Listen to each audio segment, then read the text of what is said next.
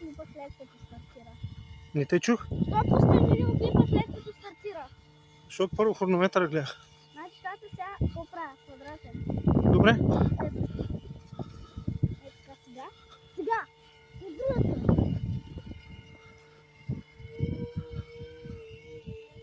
Оставай го да слезе, не дей се страхува. Той е послушен. Можеш ли да гледаш около него? Е, това последното, което трябва да чистиш. Пак, добре, ще пробвам. Бързаш, задържаш.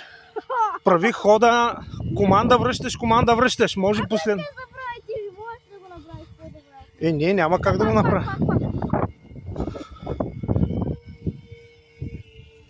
Браво!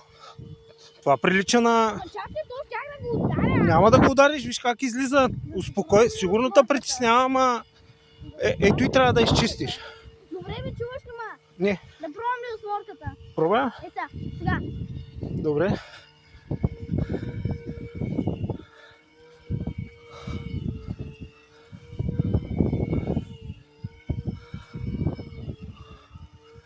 По-добре държиш сега на този старт.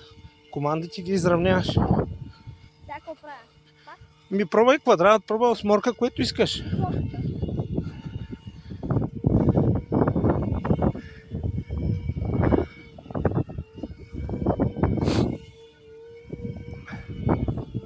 Сега е по-добра.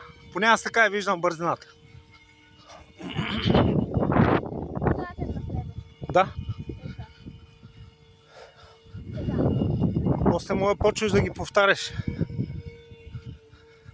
Квадратите малко ги заобляш. Човек, направи по-добре от мене. Не бе, не искам, не мога. Ти си по-добър. Искаш ли да хванеш? Не. Аз искам да хванеш. Ще правиш ли фигура? Не дей прави, имаш 15 секунди. Ако правиш, направи един... Сега не мога да държа техниката.